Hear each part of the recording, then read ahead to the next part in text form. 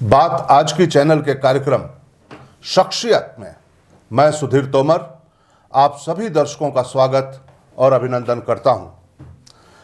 आज इस कार्यक्रम में जिस शख्सियत को हम आपसे रूबरू कराने वाले हैं वह अजमेर का एक ऐसा लाल है जो राजस्थान ही नहीं पूरे हिंदुस्तान में जाना जाता है। शिक्षा के क्षेत्र में जिन्होंने बहुत ऊंचे मुकाम को छुआ है और उसी के साथ साथ समाज सेवा, जन सेवा और ऐसे ही विभिन्न राजनीतिक दायित्वों को भी उन्होंने सफलतापूर्वक वहन किया है। तो आप समझ ही गए होंगे कि मैं बात कर रहा हूं प्रोफेसर बीपी सारस्वत साहब की। सारस्वत साहब, मैं आपका स्वागत और अभिनंदन करता हूं। नमस्कार।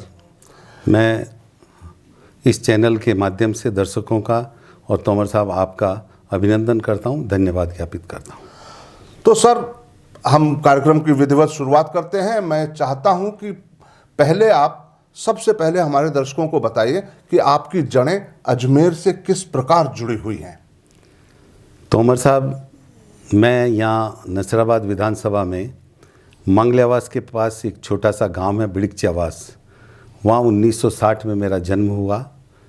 मेरे पिताजी बहुत छोटी सी एक किराने की दुकान करते थे और मैंने अपनी 10वीं तक की शिक्षा मेरे गांव में प्राप्त की। उसके बाद मैं हाई सेकेंडरी में पटेल स्कूल गया ब्यावर में और उसके बाद सनातन धर्म राजकीय महाविद्यालय ब्यावर में मैंने मेरा एमकॉम तक का शैक्षणिक जो अध्यापन था उसको पूरा किया। और मुझे ये बताते हुए बहुत हर्ष है कि मैं गांव से निकला हुआ एक अबोध बालक के रूप में 16 साल की उम्र में मैं ब्यावर चला गया था, पर ईश्वर की कृपा थी कि मैंने राजस्थान विश्वविद्यालय से जो एमकॉम किया वो मुझे एक ऐसे मुकाम पर ले गया कि मैंने 1981 में वो एमकॉम की परीक्षा राजस्थान विश्वविद्यालय में प्रथम श्रेणी से एक गोल्ड मेडलिस्ट के रूप में मैंने उत्तीर्ण की। और मुझे ये बताते हुए फ़ख्र है कि 15 दिन बाद में राजकीय महाविद्यालय दौसा में कॉमर्स के ईएफएम डिपार्टमेंट में एक व्याख्याता के रूप में मेरी नियुक्ति हो गई।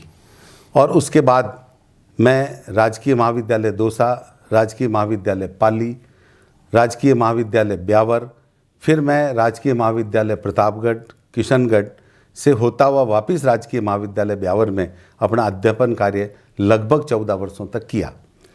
और उसके बाद एसोसिएट प्रोफेसर कॉमर्स के रूप में मेरी नियुक्ति महर्षि दयानंद सरस्वती विश्वविद्यालय अजमेर में हो गई। और इस अजमेर में मुझे काम करने का बहुत अवसर मिला। मैं ये कह सकता हूँ कि जो मैं सफलताएं प्राप्त कर पाया वो महर्षि दयानंद सरस्वती विश्वविद्यालय अजमेर में जो दायित्व मुझे मिले और उसके कारण जिन सफलताओं को मैंने हासिल किया, इसलिए मैं सदैव अजमेर विश्वविद्यालय का अपने आप को ऋणी महसूस करता हूँ।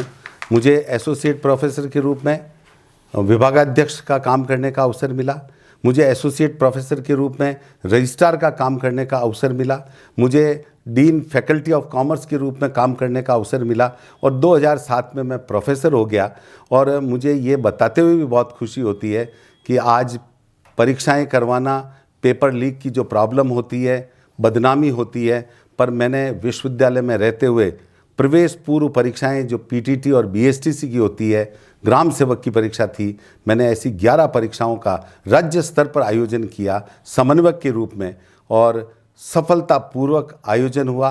बहुत पारदर्शिता के साथ, ईमानदारी के साथ, किसी प्रकार का कोई गैर कानूनी काम मेरे उस समन्वयक के कार्यकाल में नहीं हुआ और उसके कारण विश्वविद्यालय की छवि पूरे राजस्थान में बनी और विश्वविद्यालय को बहुत बड़ी इनकम उससे प्राप्त हुई। और इसलिए आज अजमेर विश्वविद्यालय वित्तीय क्षमता के रूप में राजस्थान का सबसे अच्छा विश्वविद्यालय है। और मैं 2020 में जब रिटायर हुआ तो मैं ये मानता हूँ कि इस विश्वविद्यालय ने मुझे तो मौका दिया, पर मुझे काम करने का अवसर विश्वविद्यालय में मिला तो विश्वविद्यालय का नाम राजस्थान के उन अच्छे विश्वविद्यालयों में लिया जाता है। और ये मेरे लिए मेरा एक कर्ज उतारने जैसा है, क्योंकि उस विश्वविद्यालय की वेतन से मैं और मेरा परिवार पला, मेरे परिवार को सुविधाएं मिली और इसलिए मैं जीवन भर इस विश्वविद्यालय का अपने आप को ऋणी महसूस करता हूँ। बहुत ही अच्छा। दर्शकों, मैं आपको बता दूं कि किसी भी विश्वविद्यालय को, ये एक विश्वविद्यालय स्वपोषित संस्थान होते हैं, इन्हें अपने संसाधनों का विकास खुद करना होता है, और ऐसे में ये जो प्रतियोगी परीक्षाएं विश्वविद्यालयों को दी जाती हैं, ये एक बहुत बड़ा मानक होती हैं विश्वविद्यालय की वित्तीय स्थिति को सुदृढ़ करने में।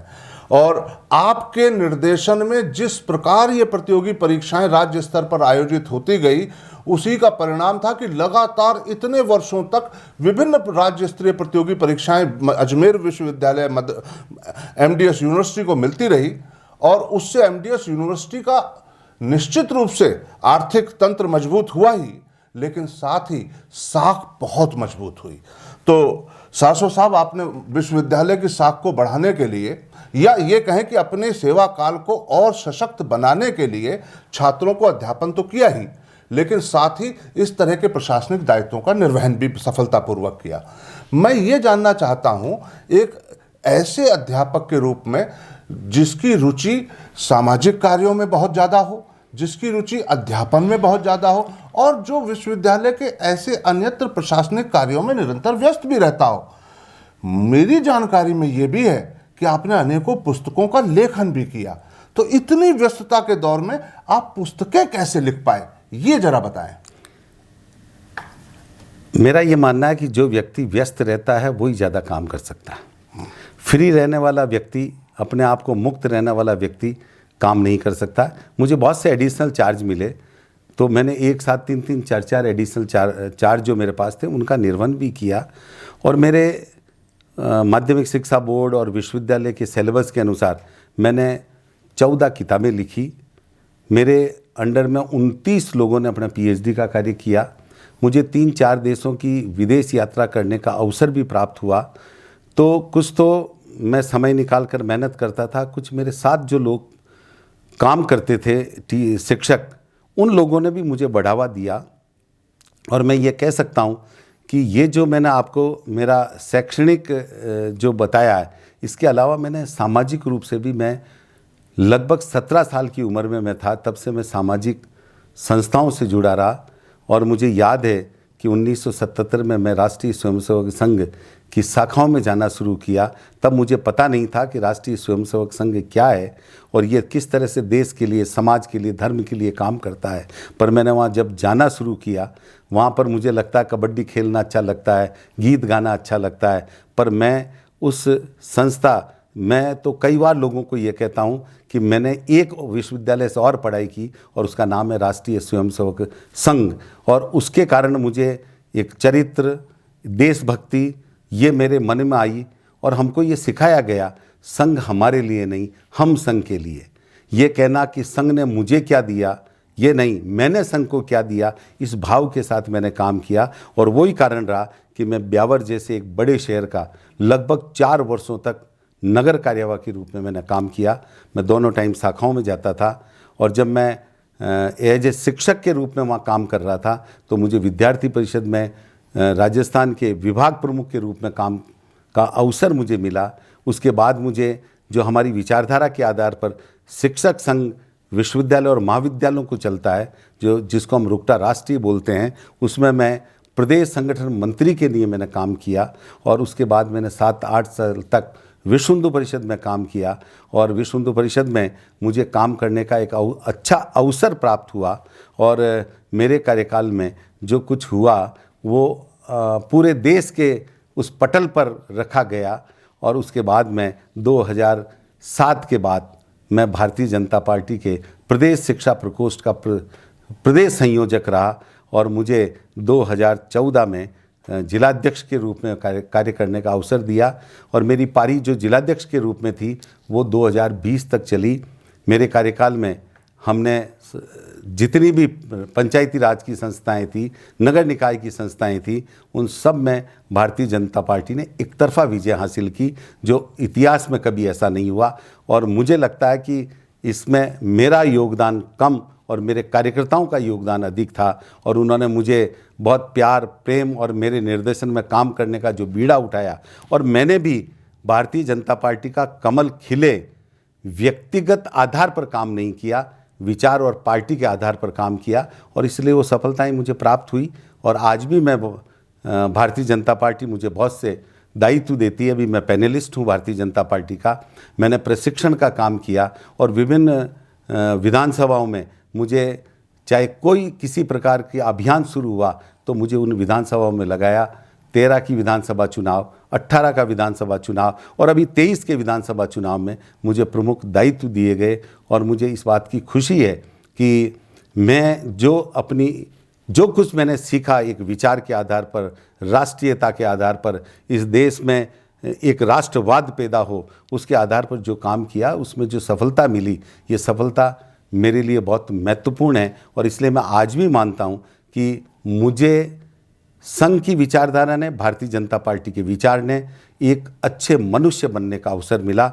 और ये अच्छा मनुष्य रहते हुए मैं मेरे जीवन की यात्रा को समाप्त करना चाहता हूँ। मैं कभी भी नहीं सोचता हूँ कि मुझे क्या मिला और मुझे क्या मिलना चाहिए। मैं ये सोचता हूँ कि मैं एक छोटे से गांव से निकला और मुझे राजस्थान के स्तर पर काम करने का अवसर केवल इस विचारधारा के आधार पर मिला। और मेरे दोस्तों ने, मेरे कार्यकर्ताओं ने मेरा जो सहयोग किया, उस सहयोग को मैं कभी नहीं भूल पाऊँगा। तो दर्शकों, आपने ये देखा कि जिस तरह गंगोत्री से निकलकर गंगा, निर्मल पावन गंगा बहती हुई कलकल करती चलती है आगे, तो वो कानपुर भी जाती है।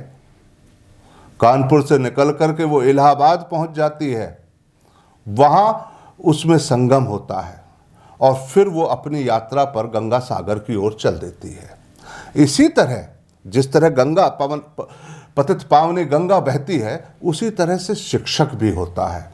जब वो शुरू करता है तो वो अध्यापक होता है। उसके निर्देशन में 29 लोग पीएचडी कर लेते हैं। वो 20 अंतर्राष्ट्रीय स्तर के आलेखों को लिखता है। उसके अतिरिक्त उसने अनेक बड़े कीर्तिमान शिक्षा के क्षेत्र में कायम किए होते हैं, लेकिन उसमें विभाजन नहीं होता आसानी से। जब वो चिंतक, विचारक अपनी राजनीतिक शुचिता को कायम रखते हुए आगे बढ़ता है, तो राजनीति और शिक्षा किस तरह इलाहाबादी संगम में समाहित होती है, उस जगह तक आपने आते हुए देखा। कहीं विराम भी नहीं था आपकी प्रोफेसर साहब की बातों में। और कब वो राजनेता बन गए शिक्षक होते होते, ये बहुत ही सहज सुलभ प्रक्रिया के तहत हुआ। वो विचार परिवार के साथ आगे बढ़ते गए, वो अपनी मेधा को साथ लेकर के आगे चलते गए। विभिन्न अवसरों पर जब आपके अंदर प्रतिभा होती है तो विभिन्न अवसर प्राप्त होते हैं।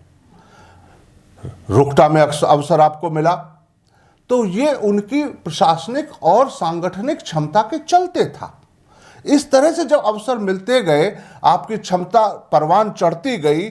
और आज जब हम देखते हैं प्रोफेसर साहब को, आप अब रिटायर हो चुके हैं, सेवानिवृत्त हो चुके हैं, लेकिन उत्साह, ऊर्जा, जिजीविषा किसी भी क्षेत्र में ये ना तो कहीं से थके लगते हैं और ना ही रिटायर या टायर्ड। तो मैं साहब आपसे एक सवाल और पूछना चाहता हूं, वो ये कि शिक्षा को राजनीति से अथवा राजनीति को शिक्षा से जोड़ देना कितना सहज और सुलभ है। जैसा कि हम सब जानते हैं कि पुराना एक जमाना था, उसमें शिक्षक बहुतायत में राजनीति के क्षेत्र में आते थे, लेकिन अब क्योंकि राजकीय सेवा में रहते हुए कोई भी शिक्षक या कोई भी राजकीय कर्मचारी किसी पार्टी या विचारधारा के लिए कार्य नहीं कर सकता, लेकिन आपका सौभाग्य था कि आप राजकीय सेवा से आप विश्वविद्यालयी सेवा में आए, जहां इस तरह का कोई प्रतिबंध नहीं था। राजस्थान इस बात का गवाह है कि कई बड़े शिक्षक विश्वविद्यालयों के राजनीति में आए। सीपी जोशी साहब, डॉक्टर सीपी जोशी, पूर्व विधानसभा अध्यक्ष, प्रोफेसर सांवरलाल जाट साहब जो अब स्वर्गीय हैं, लेकिन बहुत अच्छे राजस्थान विश्वविद्यालय के शिक्षक रहे और राजनीति में अपना एक अलग मुकाम बनाया। उसी तरीके से प्रोफेसर बीपी सारस्वत, आप अच्छे उत्कृष्ट शिक्षक होने के साथ साथ एक अच्छे राजनीतिक चिंतक, विचारक के रूप में आपने, और आम आदमी के लिए सहज सुलभ होने के साथ साथ आप हमेशा अपने ऊपर सुपुर्द किए गए दायित्वों का कुशलतापूर्वक निर्वहन करते आए हैं। मैं आपसे यही जानना चाहता हूं कि शिक्षा में राजनीति या राजनीति में शिक्षा क्या ज्यादा आवश्यक है? तो अमर साहब, मेरा ये मानना है कि शिक्षा से संबंधित लोग अगर राजनीति में जानते हैं तो 2-3 उसके लाभ मिलते हैं। एक तो उनका अनुभव, प्रशासनिक अनुभव, क्योंकि वो विभागाध्यक्ष रहता है, वो डीन रहता है। मैं स्टूडेंट वेलफेयर, जिसको DSW बोलते हैं, मैं वो भी रहा विश्वविद्यालय में, जो सीधा छात्रों से और प्रशासन से अपने समन्वय बिठाकर काम करता है। और ये माना जाता है कि अगर शिक्षा क्षेत्र से राजनीति में जाता है तो राजनीति का एक आवरण अच्छा होता है, उसकी सुचिता अच्छी होती है। और इसलिए मुरली मनोहर जोशी से लगाकर जो आपने नाम बताए, चाहे वो गिरिजा व्यास थी, विजय कुमार मल्होत्रा थे, CP जोशी थे, सांवरलाल जी जाट थे, ये गए और वहाँ पर बड़े बड़े मंत्रालय की दायित्व का निर्वाह उन्होंने किया। हमको एक मौका मोदी जी की सरकार ने दिया। मैं तो सपने में भी नहीं सोचा था कि मुझे 2021 में मोदी सरकार ने भारत पेट्रोलियम कॉरपोरेशन जो कंपनी है, उस कंपनी का मुझे इंडिपेंडेंट डायरेक्टर लगाया। और जब मैं वहाँ पहली बोर्ड मीटिंग में गया तो मुझे लगा कि ये कितनी बड़ी कंपनी है और ये मोदी जी ने कहीं न कहीं पर हमारे बारे में सारी जानकारी लेने के बाद उस इतने अति महत्वपूर्ण दायित्व के लिए मुझे चुना, जो मैं कभी सपने में नहीं सोच सकता था। और एक अवसर दिया कि इतनी बड़ी कंपनी में जो डिसीजन होते हैं, बड़े बड़े डिसीजंस होते हैं, उसमें हमारी अध्ययन, हमारा अनुभव और उनको बताने वाले सुझाव कि इस प्रपोजल पर ये होना चाहिए, इससे कंपनी को लाभ होगा। और ये सारा काम हमने किया। और मेरे को याद है अच्छी तरह से कि देश का पहला प्रधानमंत्री नरेंद्र भाई मोदी होंगे, जिन्होंने हम इंडिपेंडेंट डायरेक्टर जो लगभग 350 थे, उनको दिल्ली में विज्ञान भवन में बुलाकर उन्होंने संबोधित किया और उन्होंने हमको जकजोर दिया कि मैंने क्यों आपको डायरेक्टर बनाया, आपके क्या क्या दायित्व हैं। और इसलिए मैं तो अमर साहब ये कह सकता हूँ, क्योंकि मैंने अखबारों से और लोगों के मुंह से ये सुना कि आपको भी 2011 में राष्ट्रपति पुरस्कार मिला था, तो आपको पता है कि उस पुरस्कार तक पहुँचने के लिए सिफारिश नहीं होती है। उसके लिए आपका किया हुआ काम, आपने जो योगदान समाज को दिया, शिक्षा जगत को दिया, उस कारण से राष्ट्रपति भवन से आपको चुना गया। और इसलिए मैं मानता हूं कि जो भारत पेट्रोलियम में मुझे डायरेक्टर बनाया, ये कहीं ना कहीं मेरे की हुई सेवाओं के आधार पर, मेरा राजनीतिक कद तो था ही, पर एक प्रोफेसर के नाते शैक्षणिक जो काम मैंने किए थे वो इस अपॉइंटमेंट में कहीं ना कहीं मेरे काम आए। और मैं ये दावे के साथ कह सकता हूँ कि मुझे जो दायित्व मिलेंगे, चाहे वो राजनीतिक दायित्व हो, चाहे सामाजिक दायित्व हो, आज भी मैं मेरे विद्यार्थियों से जुड़ा हुआ हूँ। मुझे ये लगता है कि वो विद्यार्थी है जिन्होंने, जो एक शिक्षक को तराशते हैं, शिक्षक को अच्छा बनाने की कोशिश करते हैं, और शिक्षक अगर अच्छा है तो विद्यार्थियों को अच्छा तैयार करता है।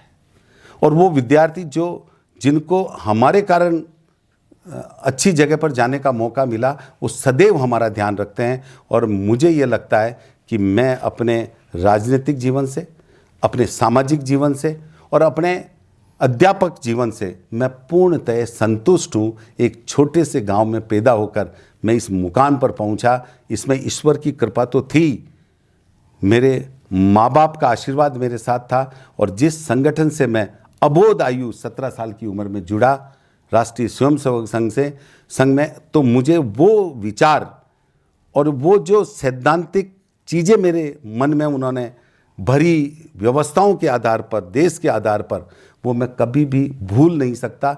और उसी के कारण मैं दूसरों से, शिक्षक बहुत हैं, कॉलेज में भी शिक्षक बहुत हैं, विश्वविद्यालय में भी शिक्षक बहुत हैं, पर मैं अपने आप को राजस्थान के स्तर पर अपने आप को स्थापित कर पाया, उसमें मेरे उस मातृ संगठन की भूमिका बहुत महत्वपूर्ण थी, जिसको मैं कभी भी भूल नहीं सकता।